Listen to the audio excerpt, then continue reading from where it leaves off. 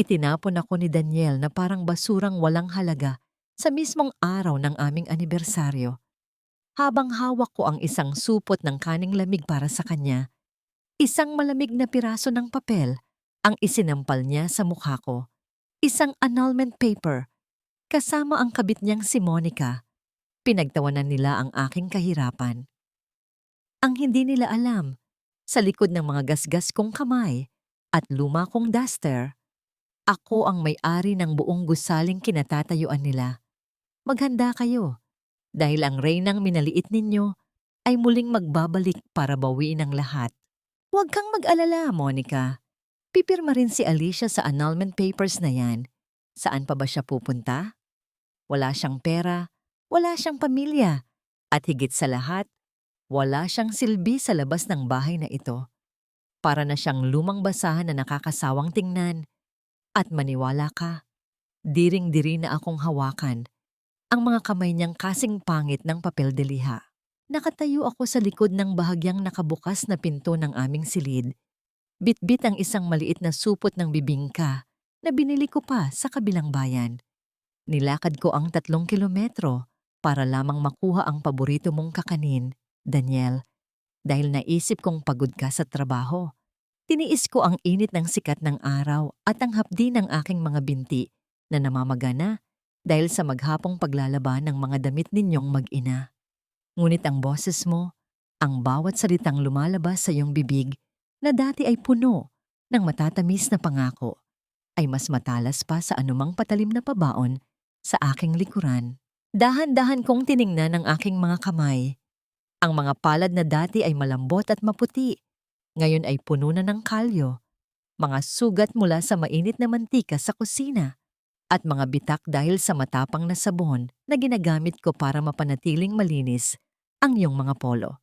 Ang mga ito ang aking mga medalya ng pagmamahal, ang patunay ng 10 taon kong pagpapakasakit para itaguyod ka mula sa wala.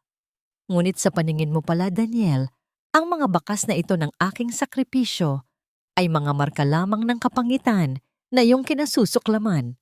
Narinig ko ang maharot na tawa ni Monica, ang babaeng itinuturing kong matalik na kaibigan. Ang bawat hagik-hik niya ay parang asin na ibinubudbod sa sariwang sugat ng aking puso.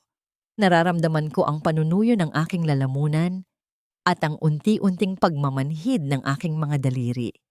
Hindi ko naramdaman ang pagbitaw ng aking pagkakahawak sa supot ng bibingka. Nalaglag ito sa sahig nang walang anumang ingay. Tulad ng pagkawasak ng aking mundo sa mga sandaling iyon. Tahimik, ngunit nakakabingi ang sakit. Bawat hininga ko ay parang may kasamang bubog na sumasaksak sa aking baga. Gusto kong sumigaw, gusto kong pumasok sa loob at itanong sa'yo kung nasaan ang lalaking nangakong mamahalin ako sa hirap at ginhawa. Ngunit ang aking mga paa ay tila nabaon na sa semento ng katotohanan. Ang init ng luha na dumadaloy sa aking pisngi ay tila sinusunog ang aking balat. Isang paalala na ang lahat ng pagtitiwalang ibinigay ko ay nauwi lamang sa isang malaking pagtataksil. Ganito na lang ba ang halaga ng lahat ng ibinigay ko? Matapos kitang alagaan, noong wala ka pang pangalan, matapos kong ibenta ang aking mga huuling alahas para lamang may pang-umpisa ka sa iyong negosyo, ay itatapon mo lang ako na parang isang kagamitang wala nang pakinabang. Ang aking pagkatao, ang aking dangal, at ang aking pag-ibig ay ginawa mo lamang tuntungan para makaakyat ka sa rurok ng iyong ambisyon. Sa gitna ng kadilimang ito ng aking damdamin, isang malamig na hangin ang umihip mula sa bintana. Tila ba nagigising sa aking natutulog na diwa. Tiningnan ko ang supot ng pagkain sa aking paanan na ngayon ay nadumihan na ng alikabok sa sahig. Sa ilalim ng aking duster na luma at kupas na, naramdaman ko ang mabilis na tibok ng aking puso. Hindi na ito tibok ng pagmamahal, kundi isang maugong na babala. Sa dinami-dami ng bagyong sinuong ko para sa kanya. Bakit ako pa ang naiwan sa ulan habang siya ay nagpapakasasa sa silong na ako mismo ang nagtayo? Hanggang kailan ako magiging biktima ng sarili kong kabutihan. Alicia, ano pa ang hinihintay mo riyan? Hugasan mo na itong mga pinagkainan namin bago pa mamuo ang sebo. At huwag mong kalimutang lundusan ng mainit na tubig ang mga baso dahil ayaw ni Monica nang may bahid ng labi mo ang mga gamit dito. Ang boses ni Mama Bella ay parang kudkura na pilit na sumasagaasa sa aking pandinig. Hindi pa man natutuyo ang mga luha sa aking mga mata mula sa sakit na narinig ko kanina. Heto na naman ang panibagong hagupit ng kanyang mga salita. Pumasok siya sa kusina bitbit ang isang tumpok ng mga mamahaling damit. Mga sutla at lace na halatang kay Monica, tuwok, inihagis niya ang mga ito sa aking harapan, dahilan para magliparan ang ilang alikabok sa hangin. Dahan-dahan kong inabot ang isang manipis na pantulog na kulay pula. Napakasakit isipin na habang ako ay nagtitiis sa kupas na duster, ang kaibigang itinuring kong kapatid ay nagpapakasasa sa karangyaan gamit ang perang pinaghirapan ko. Tiningnan ko ang aking mga kamay na basang-basa na naman ng tubig. Ang hapdi ng mga sugat ko mula sa sabon ay tila umaakyat hanggang sa aking puso. Ma, katatapos ko lang pong maglaba ng mga kurtina ninyo. Pwede po bang bukas na lang ito? Medyo masama po ang pakiramdam ko. Mahina kong pakiusap habang pilit na itinatago ang panginginig ng aking boses. Ngunit isang mapait na tawa lamang ang isinagot niya sa akin.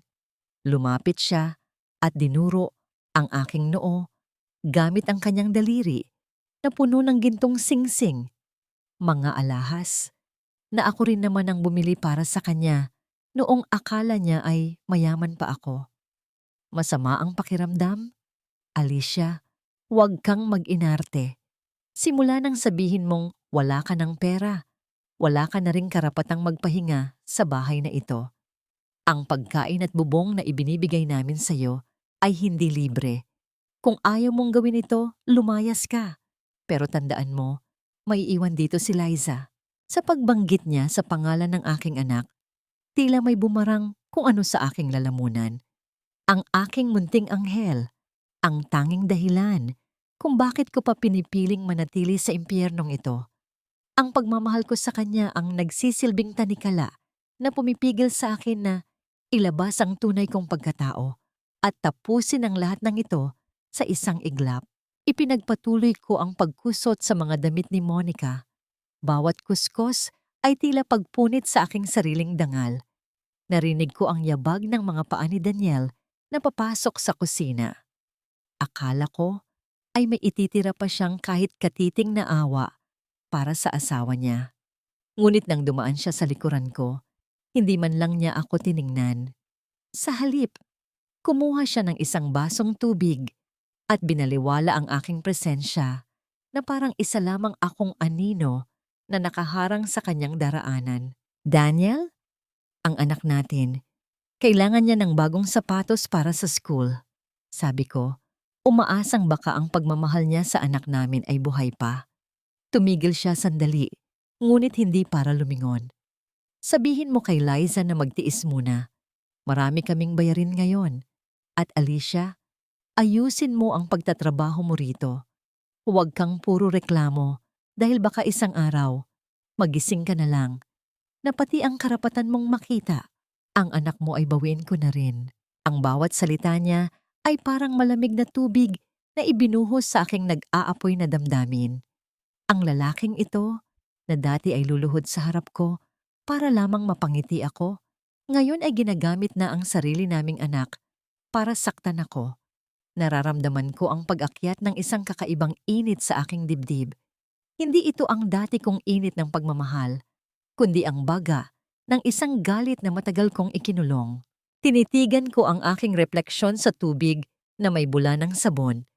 Ang babaeng nakikita ko ay hindi na ang masayahing si Alicia Carter. Siya ay isang babaeng sugatan, pagod at minaliit. Ngunit sa ilalim ng mga matang puno ng dusa, may isang liwanag na unti-unting naglalayab. Hanggang kailan mo kayang tiisin ang bawat lait at pagpapakasakit na ito, Alicia? Hanggang kailan mo hahayaang tapakan nila ang iyong pagkatao bago mo ipakita sa kanila na ang reynang itinapon nila sa putikan ay may hawak pa rin ng susi sa kanilang pagkawasak? Sa harap ng pamilya ni Daniel, ako ay isang basahan na walang halaga. Pero sa likod ng mga pader na ito, sa mundo kung saan ang kapangyarihan ay sinusukat sa talino at salapi, ako ang langit na kailanman ay hindi nila maabot. Nagpaalam ako kay Mama Bella na bibili lamang ng tuyo sa kanto. Bitbit ang isang lumang supot at ang aking pagod na katawan. Ngunit nang makalayo na ako sa abot ng kanilang paningin, ang aking mga hakbang na dati ay mabigat at puno ng pag-aalinlangan ay biglang naging matatag at mabilis. Tinungo ko ang isang lumang panaderya sa dulo ng kalsada, isang lugar na tila kinalimutan na ng panahon. Sa pinakasulok na bahagi ng silid, malayo sa mga matang mapanghusga, naghihintay ang isang lalaking may uban na ang buhok, ngunit bakas pa rin ang awtoridad sa kanyang pagkilos. Siya si Attorney Reyes, ang tanging tao na nakakaalam kung sino talaga ang babaeng itinatago ko sa ilalim ng kupas na duster na ito. Madam Carter, bati niya sa akin. Sabay tayog ng bahagya bilang tanda ng paggalang. Isang simpleng kilos, ngunit sapat na upang pakutsain ang aking puso. Narito, sa harap ng taong ito, ako ay muling kinikilala. Hindi bilang isang aliping walang bayad, kundi bilang ang nag-iisang tagapagmana ng Imperyong Carter. Maupo ka, attorney. Kumusta ang mga dokumentong ipinagawa ko? Tanong ko, habang dahan-dahang hinuhubad ang aking tsinelas na manipis na ang swelas sa ilalim ng mesa. Ramdam ko ang lamig ng semento sa aking mga talampakan, isang paalala ng aking kasalukuyang kalagayan. Ngunit ang aking isipan ay malinaw at nakatuon sa aking layunin. Inilabas niya ang isang makapal na folder. Lahat ay handa na, madam. 5 taon na ang nakalilipas nang ang kumpanya ni Daniel ay malapit ng bumagsak. Ikaw ang lihim na nagbigay ng pondo sa pamamagitan ng isang shell company. Ang lahat ng mga ari-ariang akala niya ay sa kanya. Ang bahay ninyo, ang mga lupain, at maging ang kumpanya mismo ay nakapangalan sa iyong kumpanya bilang collateral. Isang pirma mo lang, Alicia, at mawawala ang lahat sa kanya sa loob ng isang iglap. Napatingin ako sa labas ng bintana, pinagmamasdan ang mga taong naglalakad sa kalsada. Naalala ko ang mukha ni Daniel noong mga panahong iyon, ang kanyang mga luha at ang kanyang pangako na kapag nagtagumpay siya, itatrato niya ako bilang reyna. Ang bawat sentimo na ibinigay ko ay galing sa sarili kong pinaghirapan. Sa mga gabi na hindi ako natutulog para lamang pagtakpan ang kanyang mga pagkukulang. At ngayon, ang tagumpay na yon ang ginagamit niya para saktan ako at ang anak ko. Simulan mo na ang proseso, attorney. Malamig kong utos. Gusto kong dahan-dahan ang pagkabulok ng kanyang kumpanya. Ipaalam mo sa kanya na ang kanyang mga utang ay hiningi na ng bangko.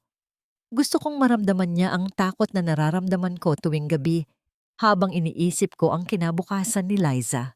Tumango si Attorney Reyes, bakas ang paghanga sa kanyang mga mata. Ngunit kailangan mong mag-ingat, madam. Ang ganitong laro ay mapanganib, lalo na't nakatira ka pa rin sa iisang bubong kasama nila. Tumayo ako at inayos ang aking sarili. Ibinalik ko ang aking tsinelas at muling isinuot ang maskara ng isang mahinang babae. Ngunit bago ako lumabas, tumigil ako sa harap ng salamin ng panaderya. Ang babaeng nakikita ko ay hindi na umiiyak. May isang ngiti na unti-unting sumisilay sa aking mga labi. Isang ngiti na puno ng pait, ngunit puno rin ng determinasyon. Habang naglalakad ako pabalik sa bahay ni Daniel, naramdaman ko ang isang kakaibang pakiramdam. Tila may mga mata na sumusunod sa bawat kilos ko mula sa malayo. Ang tunog ng mga yabag sa likuran ko ay tumitigil tuwing hihinto ako at muling magpapatuloy kapag humahakbang na ako. Hindi ko alam kung sino siya o kung ano ang kanyang pakay, ngunit isang bagay ang sigurado. Ang katahimikang ito ay simula lamang ng isang malakas na bagyo. Nilingon ko ang madilim na eskinita, ngunit wala akong nakitang sino man, kundi ang anino ng mga puno na sumasayaw sa ilalim ng ilaw ng poste. Sino ang nagbabantay sa akin? At hanggang kailan ko kayang itago ang aking lihim bago ito tuluyang sumabog? Ang gabi ay tila isang mabigat na kumot na nakabalot sa aming maliit na silid sa ibaba. Kanina pa pabalik-balik ang pag-ubo ng aking anak na si Liza. Ang kanyang munting katawan ay nagliliyab sa init at ang kanyang mga mata ay nakapikit ng mariin, tanda ng matinding paghihirap. Pilit ko siyang pinapainom ng tubig gamit ang isang maliit na kutsara, ngunit ang bawat patak ay tila hirap niyang lunukin. Ang aking mga kamay na kanina pa naglalaba ay nangangatal hindi dahil sa pagod, kundi dahil sa matinding takot na baka may mangyaring masama sa aking kaisa-isang yaman. Daniel, mahina kong tawag sa labas ng pinto ng kanilang silid sa itaas. Daniel, maawa ka naman. Kailangan nating dalhin si Liza sa ospital. Mataas na mataas ang lagnat niya. Ang pintuan ay bumukas. Ngunit hindi si Daniel ang bumungad sa akin, kundi si Monica. Nakasuot siya ng isang mamahaling silk na nightgown at sa kanyang balikat ay nakasabit ang isang bagong biling designer bag. Ang amoy ng kanyang mamahaling pabango ay tila sinasampal ang aking kawalan ng kakayahan. Tiningnan niya ako mula ulo hanggang paa. Ang kanyang mga mata ay puno ng paghamak. Ano ba, Alicia? Gabi na. Nanggugulo ka pa. Mataray niyang sagot habang inaayos ang pagkakasabit ng kanyang bag. Nagpapahinga na si Daniel at saka, hindi ba sabi ko sa'yo, huwag kang aakyat dito nang hindi nakaligo. Ang baho mo, amoy sabong panlaba. Nilunok ko ang aking pride. Ibinaon ko sa kailaliman ng aking pagkatao ang galit. Monica, nagmamakaawa ako. Pahiram muna ng kahit kaunting pera pang ospital lang ni Liza. Ibabalik ko rin kapag nakapaglabada ako bukas. Isang halakhak na puno ng pambabastos ang pinakawalan niya. Pera? Bakit hindi mo hilingin sa mga Diyos-Diyosan mo? O baka naman gusto mong ibenta ko ang bagong bag na binili sa akin ni Daniel kanina? Alam mo ba kung magkano ito? 50,000. Kaya pasensya na, wala kaming baryang maibibigay sa'yo. Mula sa likod ni Monica, sumulpot si Daniel. Inasahan kong makikita ko ang pag-aalala ng isang ama sa kanyang mukha. Ngunit ang tanging nakita ko ay ins dahil naistorbo ang kanyang tulog. Daniel, ang anak mo. Muli kong pagsusumamo. Bigyan mo siya ng paracetamol, Alicia. Malaki na si Liza, hindi na siya sanggol para itakbo sa ospital sa konting lagnat. At saka, huwag mo kaming abalahin. May mahalaga kaming pupuntahan bukas. Malamig niyang sagot bago tuluyang isinara ang pinto sa aking mukha. Sa pagkakasara ng pinto, tila isinara rin ni Daniel ang huling pinto ng pag-asa na natitira sa aking puso. Ang lalaking minsang nangako na ibibigay ang buong mundo para sa aming pamilya. Ngayon ay ipinagpapalit ang buhay ng aming anak para sa isang bagong bag ng kanyang kabit. Hindi na lamang siya walang kwentang asawa, nawalan na rin siya ng pagiging tao. Bumalik ako sa silid kung saan nakaratay si Liza. Binuhat ko ang kanyang mainit na katawan. Binalot ko siya sa pinakakapal na kumot na mayroon kami. Bawat hakbang ko palabas ng bahay ay tila may pabigat sa aking mga paa. 3 kilometro ang lalakarin namin patungo sa pinakamalapit na health center. Ang madilim at malamig na kalsada ay tila saksi sa aking pagluha, hindi dahil sa pagod, kundi dahil sa labis na pait ng katotohanan. Habang naglalakad, mahigpit ang yakap ko sa aking anak. Kayanin mo, anak. Nandito lang si Mama. Hindi ko nahahayaang may manakit sa atin. Bulong ko sa hangin, kasabay ng aking paghikbi na tinatangay ng hanging gabi.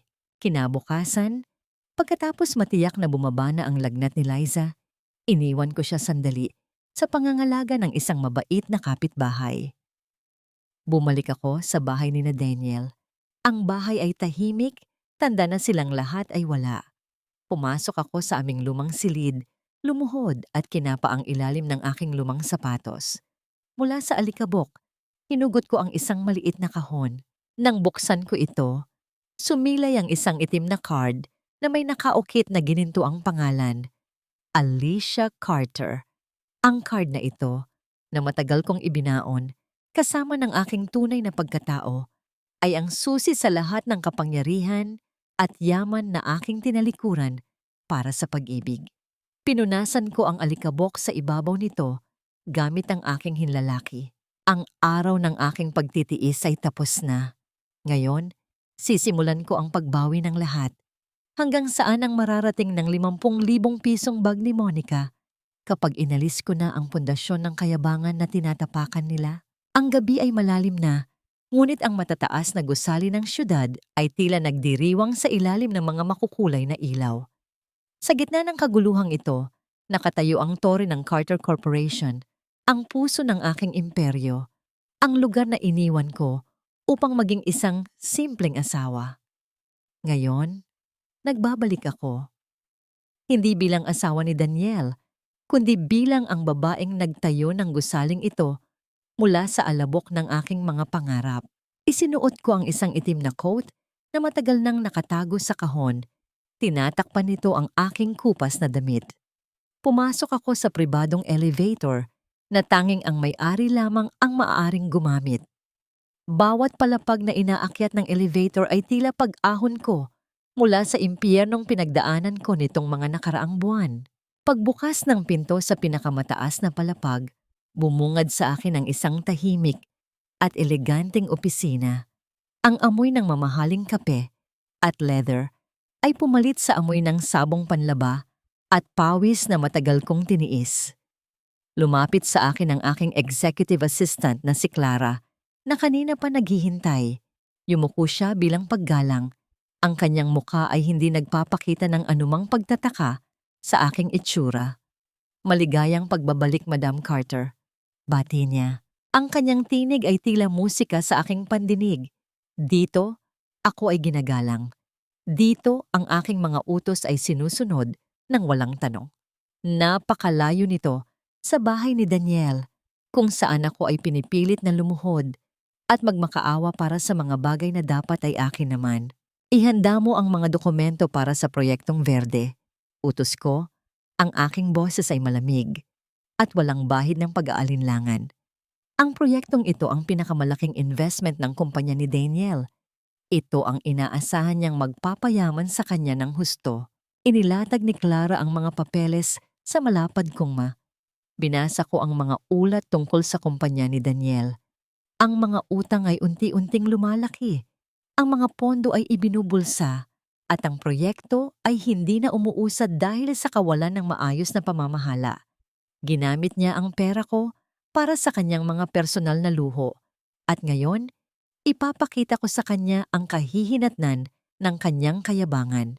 Kumuha ako ng isang mamahaling pluma. Ang bigat nito sa aking kamay ay tila nagbibigay sa akin ng panibagong lakas. Sa isang mabilis na kumpas, pinirmahan ko ang direktiba na nag-uutos na bawin ang lahat ng pondo ng Carter Corporation mula sa proyektong Verde. Ipadala mo ito sa mga bangko. Gusto kong malaman nila na wala ng suporta ang Carter Corporation sa kumpanya ni Daniel. Sabi ko, iniaabot ang dokumento kay Clara. Masusunod, Madam. Tugon niya, bago tahimik na lumabas ng silid. Naiwan akong mag-isa sa opisina. Lumapit ako sa malaking bintana. Pinagmamasdan ang mga sasakyan na parang mga maliliit na langgam sa ibaba. Ang malamig na hangin mula sa aircon ay humaplos sa aking balat. Dahan-dahan kong nilapitan ang salamin sa dingding. Tiningnan ko ang aking sarili. Ang aking buhok ay magulo. Ang aking mga mata ay puyat. At may maliit na marka ng uling sa aking pisngi. Kumuha ako ng isang basang pamunas at dahan-dahang pinunasan ang marka. Habang naglalaho ang dumi, tila unti-unti ring nagbabalik ang kislap sa aking mga mata. Ang babaeng nakikita ko ngayon ay hindi na ang maamong si Alicia na handang magtiis. Siya na ngayon ang reyna na handang ipagtanggol ang kanyang trono.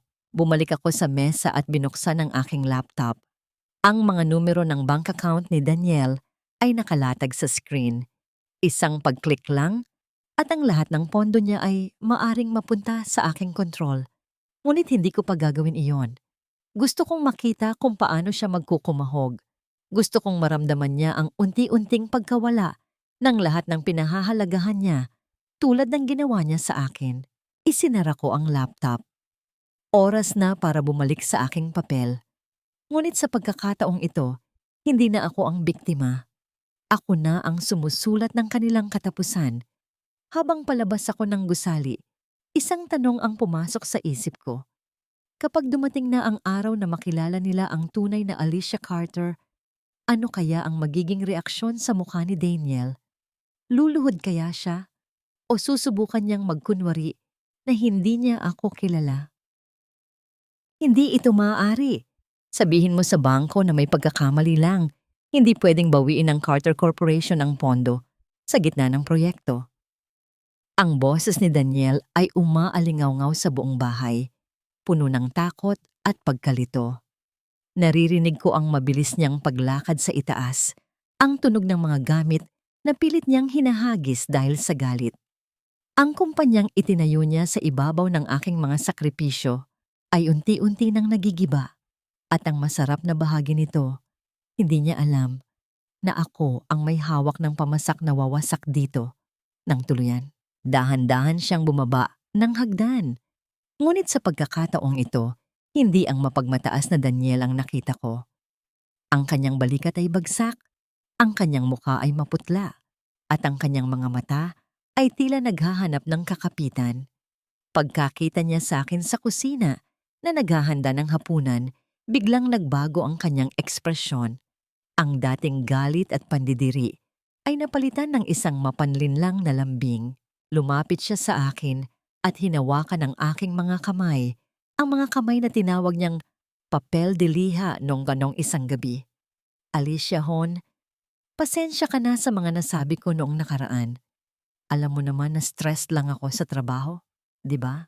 Naramdaman ko ang pagbaligtad ng aking sikmura sa kanyang hawak. Ang bawat haplos niya ay tila gapang ng uod sa aking balat. Ngunit pilit kong pinanatili ang aking mukha na walang kibo, ang maskara ng isang tapat at sunod-sunuran na asawa. Ano ang nangyari, Daniel? Mahina kong tanong, habang dahan-dahan kong iniiwas ang aking paningin. May problema sa Carter Corporation, Alicia. Binawi nila ang suporta sa proyekto ko. Alam ko, dati ay may mga koneksyon ka sa matataas na tao bago tayo naghirap. Hindi ba't kakilala mo ang sekretarya ng may-ari ng Carter? Baka pwedeng pumunta ka sa opisina nila bukas. Magmakaawa ka, Alicia. Sabihin mo, kailangan natin ang pondong yon para sa kinabukasan ni Liza. Isang mapait na ngiti ang muntik nang kumawala sa aking mga labi. Gagamitin niya ang pangalan ng aming anak para sa kanyang sariling interes? Pagkatapos niyang tanggihan ang pambili ng gamot ni Liza, ngayon ay gagawin niyang panangga ang bata para iligtas ang kanyang kumpanya. Inabot niya ang aking muka at idiniit ang kanyang labi sa aking noo. Isang halik na puno ng lason, ang halik ni Judas. Gagawin mo ba yun para sa akin, Hon? Para sa pamilya natin? Bulong niya. Ang kanyang hininga ay amoy alak at kasinungalingan. Susubukan ko, Daniel. Sagot ko.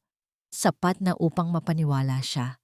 Ang totoo, pupunta talaga ako sa Carter Corporation, ngunit hindi para magmakaawa, kundi para panoorin ang kanyang tuluyang pagbagsak mula sa aking trono. Habang abala si Daniel sa muling pagtawag sa kanyang mga tauhan, umakyat ako sa aming silid upang kuhanin ang ilang gamit ni Liza. Ngunit bago ko pa mahawakan ang pinto, narinig ko ang isang malakas na kalabog mula sa loob. Mabilis akong pumasok at doon ko nakita si Monica. Hawak-hawak niya ang aking lumang bag na nakatago sa ilalim ng kama. Sa kanyang kamay, kumikinang ang isang bagay na hindi dapat niya nakita. Ang aking smartphone na ginagamit ko para makipag-ugnayan kay Attorney Reyes. Isang gadget na napakamahal at hindi kayang bilhin ng isang mahirap na tulad ko. Ano ito, Alicia? Tanong ni Monica. Ang kanyang boses ay puno ng paghihinala at tagumpay. Bakit ang isang aliping katulad mo ay merong ganitong klaseng cellphone? Magnanakaw ka ba? O may itinatago kang lalaki na nagbibigay nito sa'yo? Tumigil ang tibok ng aking puso sa sandaling iyon. Ang bawat segundo ng katahimikan ay tila isang oras ng paghihirap. Paano ko ipapaliwanag ang bagay na ito nang hindi nasisira ang aking plano? Tumingin si Monica sa akin nang may nanlilisik na mga mata, handang sumigaw para tawagin si Daniel. Daniel, halika rito. Tingnan mo kung ano ang itinatago ng asawa mong tapat. Sigaw ni Monica na bumasag sa katahimikan ng gabi. Naririnig ko ang mabilis na yabag ni Daniel paakyat ng hagdan. Ang bawat hakbang niya ay tila isang hatol sa aking lihim. Ito na ba ang katapusan ng aking pagpapanggap bago ko pa man matapos ang aking paghihiganti? Ano to, Alicia? Sigaw ni Daniel. Ang kanyang mukha ay kulay pula na sa galit. Hinablot niya ang cellphone mula sa kamay ni Monica at tiningnan ako ng may pagdududa at pagkamuhi. Paanong nagkaroon ka ng ganitong cellphone? Sabihin mo sa akin, Alicia. May itinatago ka ba sa amin? Pilit kong pinakalma ang aking sarili. Kailangan kong mag-isip ng mabilis. Ang aking plano ay maaaring mawala sa isang iglap. Daniel, hayaan mo akong magpaliwanag. Mahina kong sabi, habang pilit na kinokontrol ang panginginig ng aking boses. Ngunit hindi niya ako pinakinggan. Hinawakan niya ang aking braso ng mahigpit at kinaladkad ako palabas ng silid sa harap ng maraming tao na nakikinig at nanonood. Ang bawat isa sa kanila ay tila naghihintay na makita akong muling mapahiya. Ibinato niya ako sa gitna ng sala na parang isang hayop na hinuhuli. Sabihin mo sa amin, Alicia, saan mo nakuha ang pera para sa cellphone na ito? Mayroon ka bang ibang lalaki? Patuloy niya sa pagsigaw. Ang kanyang boses ay umaalingaw-ngaw sa buong bahay. Pinilit kong tumayo. Sa kabila ng sakit na dulot ng kanyang pagkakahawak. Walang katotohanan ang mga sinasabi mo, Daniel. Ang cellphone na ito ay matagal ko nang tinatago. Binili ko ito bago pa tayo naghirap. Ginagamit ko ito para makipag-ugnayan sa mga kaibigan ko na maaring makatulong sa atin sa problemang pinansyal. Ngunit hindi siya naniwala. Umiling siya ng mariin. Hindi ako naniniwala sa'yo. Lihim kang nakikipagkita sa ibang lalaki. Ginagamit mo ang pera ko para magpakasaya. Monica, tingnan mo nga ang cellphone na yan. Baka may katibayan doon ng kanyang pagtataksil. Nagmamadaling kinuha ni Monica ang cellphone sa kamay ni Daniel. Tinitigan niya ang screen, ang kanyang mga daliri ay mabilis na nagtatype. Maya-maya pa isang ngisi ang sumilay sa kanyang mga labi. Tingnan mo nga ito, Daniel. Meron siyang mga numero ng telepono na hindi natin kilala. At meron pa siyang mga larawan ng anong klaseng abogado ang kausap niya. Bigla kong naalala ang mga larawan ko kasama si Attorney Reyes na nakatago sa gallery ng aking cellphone. Natakot ako. Kung malalaman nila ang tungkol sa aking pagbabalik, ang lahat ng aking pagsisikap ay mapupunta lamang sa wala. Sa isang iglap, hindi ko na napigilan ang aking sarili. Sinunggaban ko ang cellphone mula kay Monica, ngunit sa aking pagtatangka, tinulak ako ni Daniel ng malakas, dahilan para ako ay matumba sa sahig. Akin na yan, sigaw ko habang pilit na inaabot ang cellphone. Ngunit bago ko pa man ito maabot, sinipa ni Daniel ang aking kamay. Naramdaman ko ang matinding sakit sa aking mga buto. Tumulo ang aking mga luha, hindi lamang dahil sa sakit, kundi dahil sa labis na pagkadismaya. Hindi na lamang niya ako ginagamit. Sinasaktan niya na rin ako ng pisikal. Tama na, Daniel! Sigaw ko, habang pilit na tumatayo. Tapos na ako sa pagpapanggap na mahina. Sawa na akong magpanggap na hindi ako nasasaktan. Anong sinasabi mo, Alicia? Tanong ni Daniel, ang kanyang mukha ay puno pa rin ng galit. Tumingin ako sa kanilang mga mata. Sa mga mata ni Daniel, nakita ko ang kawalan ng pagmamahal. Sa mga mata ni Monica, nakita ko ang tagumpay at pangungutya. Napagtanto ko na ang mga taong ito ay hindi nakarapat-dapat sa aking luha. Tapos na ako sa'yo, Daniel, sabi ko, habang pinupunasan ang aking luha. Ang cellphone na yan, binili ko sa sarili kong pera. At ang abogado na nakikita ninyo dyan, siya ang magiging dahilan kung bakit mawawala sa inyo ang lahat. Isang malakas na sampal ang dumapo sa aking pisngi. Ang sakit ay tila nagpagising sa aking natutulog na diwa. Ngunit sa pagkakataong ito, hindi ako umiyak. Tumawa ako. Isang malakas at nakakakilabot na tawa. Ito na ang huling sampal na ibinigay mo sa akin na hindi ka magbabayad, sabi ko, habang pinupunasan ang dugo sa aking labi. Simula bukas, maghanda kayo. Dahil ang babaeng kinutya ninyo, ang babaeng ginamit ninyo, ang babaeng minahal ninyo, ay babalik para bawiin ang lahat. Tumalikod ako sa kanila at naglakad palabas ng bahay. Naglakad ako ng walang anumang direksyon. Ang aking puso ay puno ng galit at determinasyon. Ngunit hindi ako natatakot. Alam ko na ang katotohanan ay nasa aking panig. Alam ko na ang katarungan ay malapit nang dumating. Ang gabi ay punong-puno ng panibagong pag-asa. Matapos kong iwanan ang impyernong buhay na yon, tinungo ko ang isang lihim na lugar, isang penthouse na matagal ko nang binili para sa mga ganitong pagkakataon. Ito ang aking santuwaryo, ang lugar kung saan ako maghahanda para sa aking pagbabalik. Pagpasok ko sa loob, bumungad sa akin ang isang napakagandang tanawin ng buong lungsod. Ang mga ilaw ay kumikinang na parang mga bituin na nagsasabing, hindi ako nag-iisa. Bawat kagamitan sa loob ng penthouse ay dekalidad at napakamahal. Dito, hindi ko kailangang magtipid. Dito, ako ay malaya. Agad kong tinawagan si Clara. Ihanda mo ang lahat. Utos ko sa kanya. Gusto kong makita ang balita tungkol sa panloloko ni Daniel sa lahat ng pahayagan at social media bukas. Masusunod, Madam Carter. Tugon ni Clara. Nakausap ko na rin ang mga abogado natin. Nagsimula na silang maghanda ng mga dokumento para bawiin ang lahat ng kanyang ari-arian. Pagkatapos ng tawag, nagpasiya akong magpahinga. Binuksan ko ang mainit na tubig sa bathtub. Naglagay ako ng mga mahahalimuyak na oil. Ang bawat patak ng tubig na dumadaloy sa aking balat ay tila nagtatanggal ng mga alikabok ng pangaalipusta. Nang matapos ang bawat sandali ng pagpapahinga, mas lalong lumalakas ang loob ko at nagiging mas handa na humarap sa piging na aking inihahanda. Sumapit ang umaga. Nang bumukas ang telebisyon, hindi na napigilan ang mapait na ngiti sa aking labi. Naroroon sa bawat estasyon ng balita ang mga ulat tungkol sa pandaraya ni Daniel, ang kanyang mga panloloko, at ang unti-unting pagbagsak ng kanyang kumpanya. Sa loob ng ilang oras, ang kanyang pangalan ay naging isang malaking joke sa buong bansa.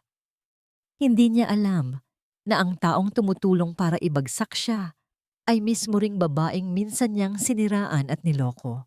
Tumawag sa akin si Attorney Reyes para ipaalam na sa akin ang tungkol sa mga ari-arian na nabawi na sa kanya.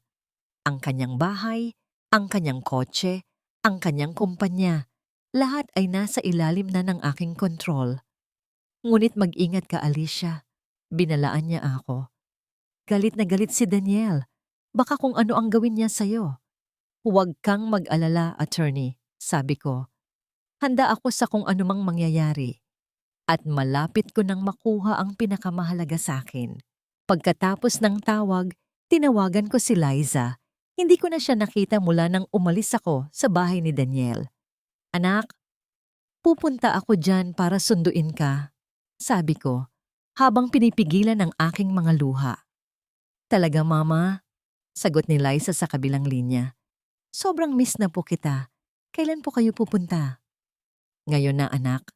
Ngayon na, sagot ko, at pinatay ang tawag. Nagbihis ako ng isang napakagandang damit na pula, ang kulay ng aking dugo at ng aking galit.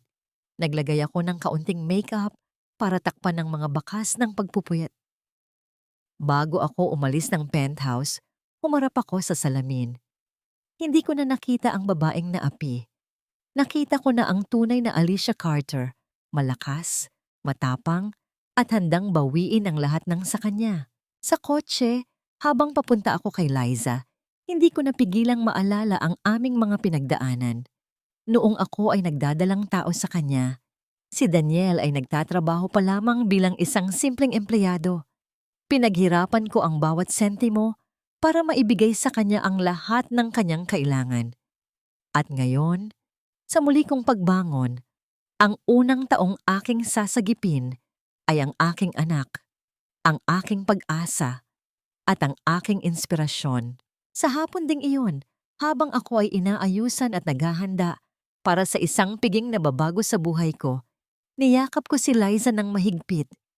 Hindi na tayo maghihirap pa, anak, sabi ko, habang hinahalikan ng kanyang buhok. Hindi na kita papabayaan pang muli. Niyakap niya ako pabalik ng mahigpit. Mahal na mahal kita, mama, sabi niya. Sa mga sandaling iyon, alam ko na lahat ng aking sakripisyo ay sulit. Lahat ng sakit at paghihirap ay nagdala sa akin sa puntong ito. Ang babaeng inaapi ay patay na. Ngayon, ang reyna ay magpapakita na sa kanyang trono. Ang piging ay naganap sa isa sa pinakamalaking hotel sa lungsod. Naroon ang lahat. Ang mga politiko, ang mga negosyante, ang mga artista, at maging ang mga reporter na kanina pa sinusubukang makakuha ng aking panig. Daniel ay dumating, kasama si Monica na nakabrilyanteng gown. Hawak niya ang kamay ng kanyang kabit. Nagpakita ng isang nangiti ng pagmamalaki. Mukhang hindi pa rin siya lubos na naniniwala sa pagbagsak ng kanyang imperyo.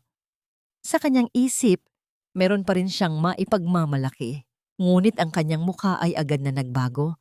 Nang makita ako, tila nakakita siya ng isang multo.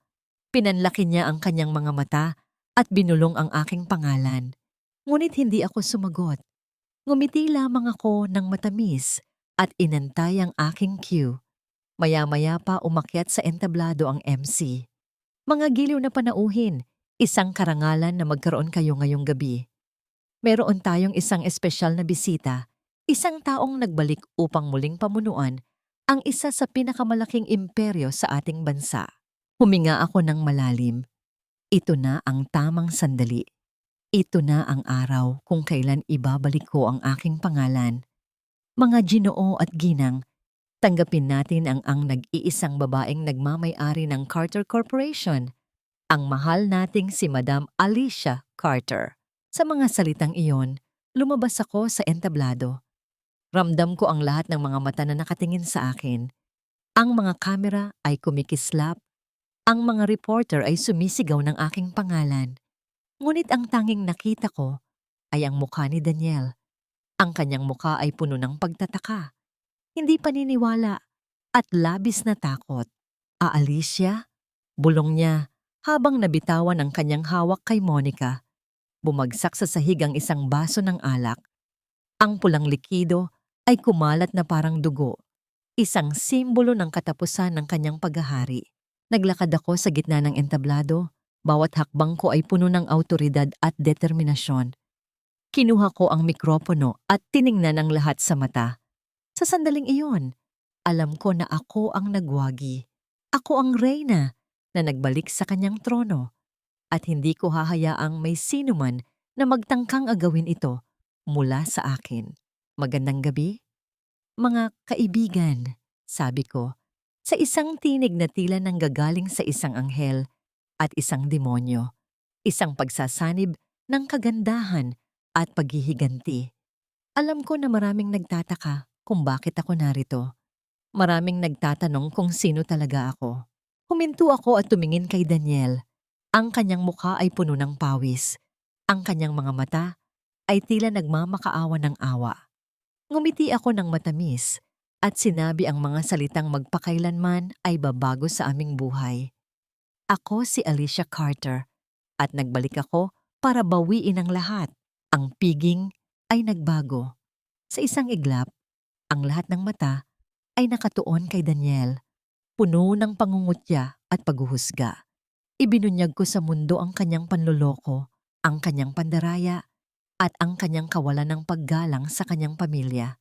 Sa tulong ng aking mga abogado at mga kaibigan sa media, Inilabas namin ang mga katibayan ng kanyang pangungurakot, ang kanyang pagtatago ng mga pondo, at ang kanyang relasyon kay Monica. Nakita ko ang kanyang unti-unting pagbagsak. Ang kanyang nangiti ay nawala. Ang kanyang postura ay bumagsak. At ang kanyang mga mata ay puno ng takot at pagkatakot. Sinubukan niyang magpaliwanag. Sinubukan niyang magsinungaling. Ngunit huli na ang lahat. Ang katotohanan ay lumabas na. At walang makakapigil dito. Hindi ito totoo. Sigaw niya habang pilit na inaabot ang aking kamay. Alicia, pakinggan mo ako. Mahal kita. Gagawin ko ang lahat para sa'yo. Ngunit hindi ako nagpadala. Ang kanyang mga salita ay walang halaga. Ang kanyang mga pangako ay kasinungalingan lamang.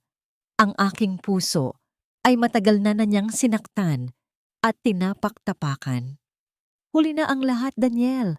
Sabi ko sa kanya ng mahinahon. Sinayang mo ang lahat ng pagkakataon. Sinira mo ang ating pamilya. At ngayon, babayaran mo ang lahat ng iyong ginawa. Pinanood ko ang mga pulis na arestuhin siya at si Monica. Silang dalawa ay ikinulong dahil sa pagnanakaw ng pondo ng kumpanya at panloloko sa mga investor. Naghiwalay kami doon sa harap ng lahat ng tao, kasabay ng pagbagsak ng kanilang mundo sa putikan. Ngunit hindi pa doon nagtatapos ang aking paghihiganti. Sumunod kong nilapitan si Mama Bella na kanina pa nakatayo sa isang tabi na may panginginig ang buong katawan. Sinubukan niyang lumapit sa akin at lumuhod sa aking harapan. Alicia, maawa ka naman sa akin. Huwag mo akong pabayaan. Wala akong ibang mapupuntahan.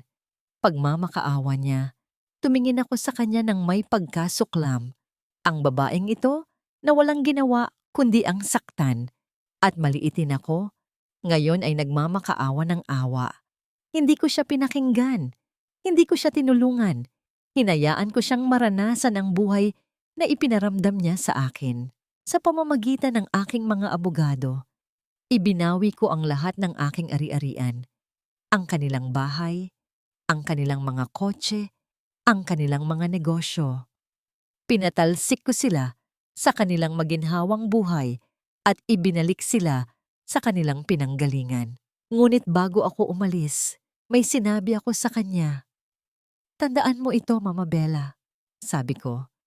Ang lahat ng kayamanan na tinatamasa mo noon ay galing sa aking pawis at dugo. Minamaliit mo ako dahil akala mo ay mahina ako. Ngunit ngayon, ipapakita ko sa iyo kung ano ang kayang gawin ng isang babaeng kailanman ay hindi mo ginalang. Umalis ako sa piging na yon na may bagong lakas. Alam ko na hindi pa tapos ang lahat. Ngunit alam ko rin na nakamit ko ang katarungan para sa aking sarili at para sa aking anak.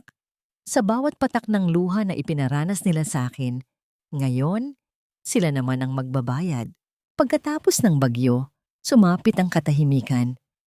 Matapos ang lahat ng pagdurusa, sa wakas, nakamit ko ang kapayapaan. Ang aking pangalan ay muling nalinis, ang aking yaman ay nabawi, at ang aking anak ay muling nasa aking piling. Hindi na ako ang babaeng api. Ako na ngayon, si Alicia Carter, ang matagumpay na negosyante, ang mapagmahal na ina, at ang malayang babae. Ipinagpatuloy ko ang pamamahala sa Carter Corporation. Sa tulong ng aking mga mapagkakatiwalaang mga empleyado, naging mas matagumpay pa ang kumpanya kaysa noong ako ay kasama pa ni Daniel. Ang bawat proyekto na aming sinimulan ay nagdala ng pag-asa at oportunidad sa maraming Pilipino. Binuksan ko ang isang pundasyon na tumutulong sa mga kababaihang biktima ng pang-aabuso. Itinuro ko sa kanila kung paano magnegosyo, kung paano maghanap buhay, at kung paano muling mahalin ang kanilang sarili. Naging inspirasyon ako sa marami na nagpapatunay na hindi hadlang ang nakaraan upang makamit ang magandang kinabukasan. Si Liza ay lumaki na rin, naging isang masipag at mabait na bata. Ipinadama ko sa kanya ang lahat ng aking pagmamahal. Ginugol ko ang lahat ng oras ko kasama niya at tinuruan ko siya ng mga leksyon na hindi niya matutunan sa paaralan. Sinuportahan ko siya sa lahat ng kanyang pangarap at ipinadama ko sa kanya na kaya niyang gawin ang kahit anong kanyang gusto. Sa paglipas ng mga araw, natutunan kong patawarin ang aking sarili. Natutunan kong kalimutan ang nakaraan at tumuon sa kasalukuyan. Hindi ako nagpadala sa galit at paghihiganti. Sa halip, ginamit ko ang aking mga karanasan upang maging mas mabuting tao.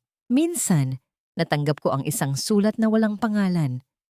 Sinabi sa akin na meron akong tagahanga na lihim na humahanga sa akin. Sa loob ng ilang buwan, patuloy akong nakatanggap ng mga liham at regalo mula sa tagahanga na ito.